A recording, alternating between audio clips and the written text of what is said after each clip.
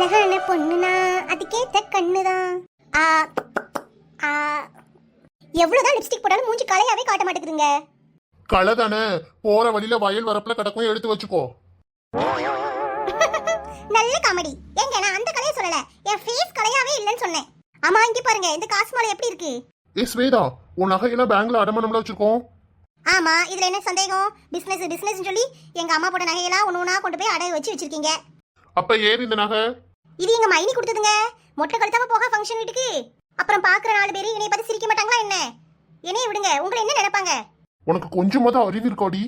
இப்படி வெக்கமே இல்லாம உங்க மைனி நகையை போய் கேட்டு வாங்கி போட்டிருக்கே. இப்ப மட்டும் என்ன நினைப்பாங்க? அறிவில்லை உனக்கு?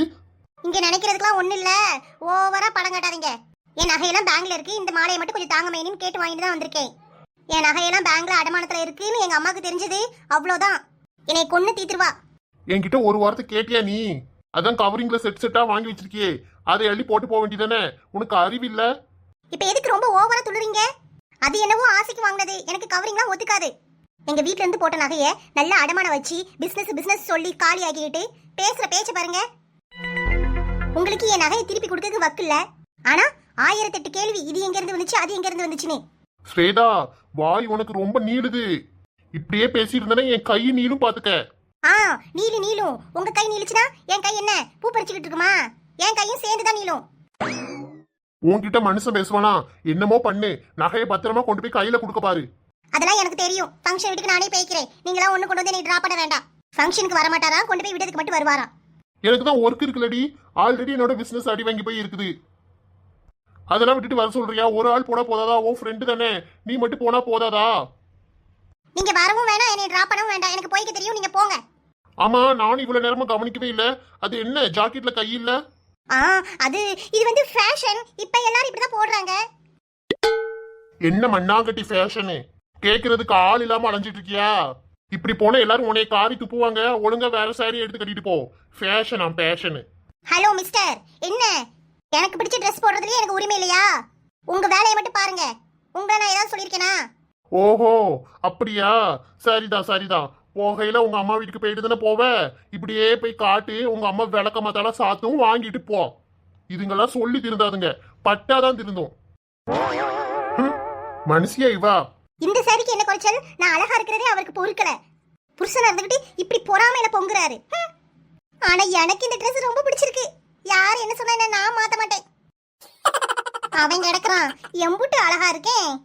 சொல்வதெல்லாம் கேட்டு விடும் மைனிகாரி, இது போலாமையாதே. கேட்டவுடனே ஆரத்த தந்துதவும் நல்ல உள்ளமே. என்ன லட்சுமி, வேலையெல்லாம் முடிஞ்சிட்டா? பூமாரி பள்ளிக்கூடத்துக்கு போயிட்டாளா? ஆமாக்கா, இன்னைக்கு என்னமோ கொஞ்சம் சீக்கிரம் வேலையெல்லாம் எனக்கு முடிஞ்சிட்டு, அதான் மரத்தடிக்கு பேசுறதுக்கு வந்தேன். அம்புஜக்கா, உங்க பிள்ளையை காலேஜுக்கு சேர்க்கணும்னு சொன்னீங்களே, என்னைக்கு போகணும்? இன்னும் 1 வாரம் ஆகுமாமா. 20ஆம் தேதி பக்கம் போகணும். சரியா, இன்னும் டேட் சொல்லலை. அவங்க சொன்னதுக்கு அப்புறம் அந்த பிள்ளையை கூட்டிட்டு ஃபார்ம்லாம் எடுத்துட்டு போகணுமா. அபி படிக்காதக்கா, அதே காலேஜா? 2 காலேஜில் போட்டிருக்குமா, இன்னும் முடிவு பண்ணலை. அவள் வேற ஹாஸ்டலில் தங்கி படிக்கேங்க. அவங்க அப்பா முடியவே முடியாதுங்கிறாரு. எனக்கும் ஹாஸ்டலில் தங்கி படிக்கிறதுக்கு சம்மதிக்க முடியல. பார்க்கும், ஒரே யோசனையாக தான் இருக்கு. ஏக்கா, அவன் நல்ல படிப்பாளக்கா. அந்த பிள்ளைக்கு என்ன இஷ்டமோ அதை படிக்க வைங்க. ரொம்ப தூரம் இருந்தால் ஹாஸ்டலில் தங்கி தானே ஆகணும். பார்த்துக்கங்க, இப்போல்லாம் ரொம்ப பயம் இல்லை. அடிக்கடி ஃபோன் போட்டு பேசிக்கலாம், வச்சுக்கலாம். நம்மளும் நேராக போய் பார்த்துக்கலாம். ஹாஸ்டலில் இப்போ ஸ்ட்ரிக்டாக தான் இருப்பாவோ. கொஞ்சம் பார்த்து கேட்டு எடுத்துக்கோங்க. நீங்கள் பயப்படாதீங்க, அந்த பிள்ளையை இஷ்டப்பட்டதை படிக்க வைங்க. சரி உமா, ஆட்டும். எனக்கு என்னமோ யோசனையாக தான் இருக்கு. நீ என்ன லட்சுமி சொல்கிற? நம்ம காரணியெல்லாம் ஹாஸ்டலில் தானே தங்கி படிக்கா. அதெல்லாம் ஒன்றும் பிரச்சனை இருக்காது அம்புஜம், பயப்படாத. உமா சொன்ன மாதிரி அவள் இஷ்டத்துக்கு படிக்க வை. பொம்பளை பிள்ளைகளு நம்மளை மாதிரி இருந்துடக்கூடாது.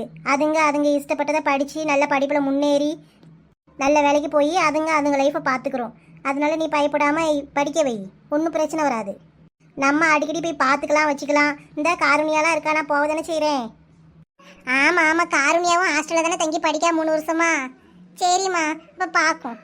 ஏட்டி உமா, இந்த சவிதாக்கா போறாவோட்டி, என்கிட்ட காசு வாங்கிருந்தாவோ. கேட்கலான்னு பார்த்தா கண்ணிலேயே மாட்டேக்காவோ. கூப்பிடே. ஏன்க்கா, நீங்களே கூப்பிடுங்க, இங்கதான் வர மாதிரி இருக்கு. ஏ சவிதாக்கா. என்ன கீதா? எங்க போறீங்க? ஏம்மா இந்த பெட்டி கடைக்கு தயிர் வாங்க போறேன். என்ன? இங்க கொஞ்சம் வாங்கக்கா, பேசிட்டு போலாம். இரிமா வாரேன். என்ன கீதா? என்ன சவிதா, எப்படி இருக்க? ஆளையே பார்க்க முடியல, பக்கத்து தெருல தான் இருக்க. ஆமாக்கா, அந்த பிள்ளைகள் ஸ்கூல் திறந்ததுக்கப்புறம் அங்கே இங்கேயும் அவ்வளோதுக்கு நேரம் இல்லை. பீடி சுத்துறோம்லக்கா. ஆமா, நீ மறுபடியும் பீடி சுத்த ஆரம்பிச்சிட்டியோ? ஆமாம், இடையில கொஞ்ச நேரம் உடம்பு சரியில்லாமல் இருந்துச்சு, அதனால சுத்தாமல் விட்டேன். இப்போ கொஞ்சம் தூள் வாங்கி சுற்றிக்கிட்டு இருக்கேன். பரவாயில்லையே, பீடிலாம் சுத்துறா? ஆமா சவிதா, ஒரு நாளைக்கு எவ்வளவு தூள் சுத்துற? ஒரு 100 தூள் போல தான் சுற்றுவேன் கீதா. ரொம்பலாம் உட்காந்து சுத்த முடியல. கூறுக்கு கை காலெலாம் வலிக்கு பார்த்துக்கோ, பழைய மாதிரி இல்லை. அப்படியா? எக்கா, உங்க மாமியார் வந்தாவளே, ஊருக்கு போயிட்டாவளா? ஆமாம்மா, போயிட்டாவோ. அவங்க மகா வீட்டுக்கு போயிருக்காவோ. 1 மாதம் கழிச்சு வரும்.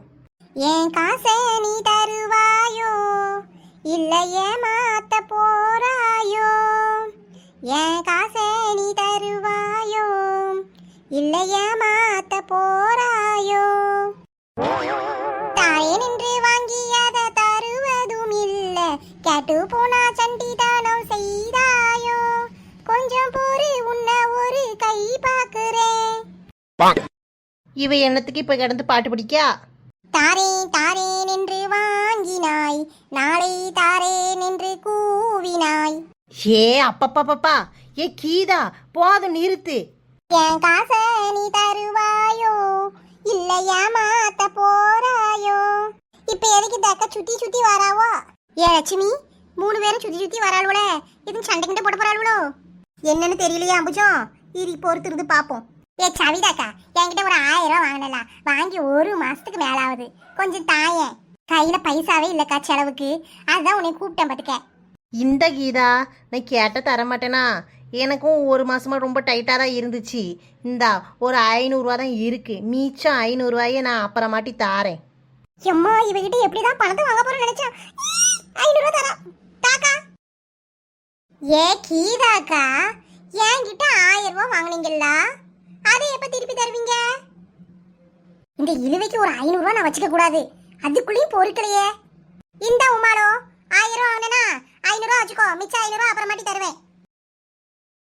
ஆட்டும்க்கா, பைய தாங்க போதும். ஏ உமா, உனக்கு ஞாபகம் இருக்கா? போன மாதம் குழு கட்ட 1000 ரூபா கம்மியாக இருக்குன்னு என்கிட்ட இருந்ததுன்னா வாங்கிட்டு போனேன். ஆமாக்கா, ஞாபகம் வச்சிருக்கேன், மறக்கல. அப்போ என் காசு எப்பமா தருவ? இப்போதான் ஒரு 500 ரூபா கையில வந்துச்சு, அதுக்குள்ள இந்த அக்காக்கு பொறுக்கலையா? புடிங்கக்கா, 500 ரூபா இருக்கு, மிச்சம் 500 ரூபா அப்புறமாட்டி தாரேன், ஏமாத்திர மாட்டேன்.